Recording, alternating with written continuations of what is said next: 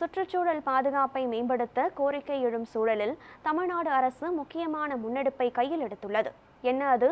அதன் நன்மைகள் என்ன? விவரிக்கிறது இந்த செய்தி தொகுப்பு.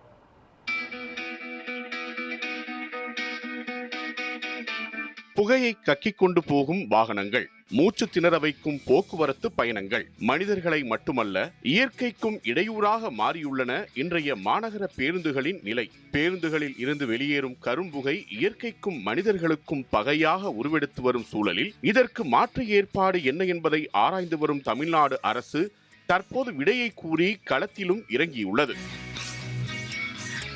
சுற்றுச்சூழல் பாதிப்பிலிருந்து சென்னையை மீட்க மாநகரத்தில் மிக விரைவில் அனைத்து வசதிகளுடன் கூடிய மின்சார பேருந்துகள் இயக்கப்பட உள்ளன. தமிழ்நாடு போக்குவரத்து கழகத்தோடு அசோக் லேலாண்ட் உட்பட 3 முன்னணி நிறுவனங்கள் இணைந்து இந்த இயற்கைக்கு ஊறு விளைவிக்காத மின்சார போக்குவரத்திற்கான நவீன தொழில்நுட்பத்தை கட்டமைக்க உள்ளன.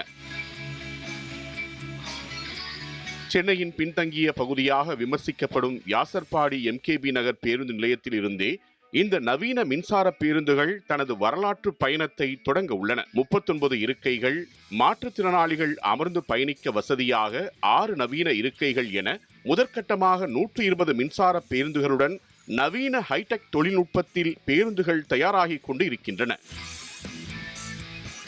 இது மட்டுமின்றி பேருந்து இருக்கைகளில் சீட் பெல்ட் வசதிகள், மாற்றுத்திறனாளிகளுக்காக ஆட்டோமேட்டிக் ஏறும் படிகள், USB சார்ஜிங் மோடியூல்கள் மற்றும் செல்போன் சார்ஜிங் வசதிகள் உள்ளிட்ட முக்கிய தொழில்நுட்பங்கள் பேருந்தில் இடம்பெற்றுள்ளன. பெண்கள் பாதுகாப்பை பிரதானமாக அனைவரும் பேசிக் கொண்டிருக்கும் சூழலில் பெண்களின் பாதுகாப்பிற்கு உத்தரவாதம் அளிக்கும் வகையில் அறிமுகப்படுத்தப்பட உள்ள புதிய மின்சார பேருந்தில் 6 CCTV கேமராக்கள் மூலம் பெண்கள் பாதுகாப்பை தமிழ்நாடு அரசு உறுதிப்படுத்த உள்ளது. இந்த பேருந்தில் ஹைலைட்டான விஷயம் ஒன்றும் உள்ளது. அதாவது 2 அரை மணி நேரம் சார்ஜ் செய்தால் போதும் 250 கிலோமீட்டர் தூரத்திற்கு செம்ம ஹாயாக பயணிக்க முடியும். பெரும் மழைக்காலமோ கடும் வெயில் காலமோ எதுவாக இருந்தாலும் வாகனம் திடீரென பழுதாகி பாதியில் நின்றால் கூட கவலை இல்லை. பேருந்தை சரி செய்வதற்காகவே தனி குழுவையே களமிறக்கி மக்கள் சேவையில் மின்னுகிறது தமிழ்நாடு அரசு.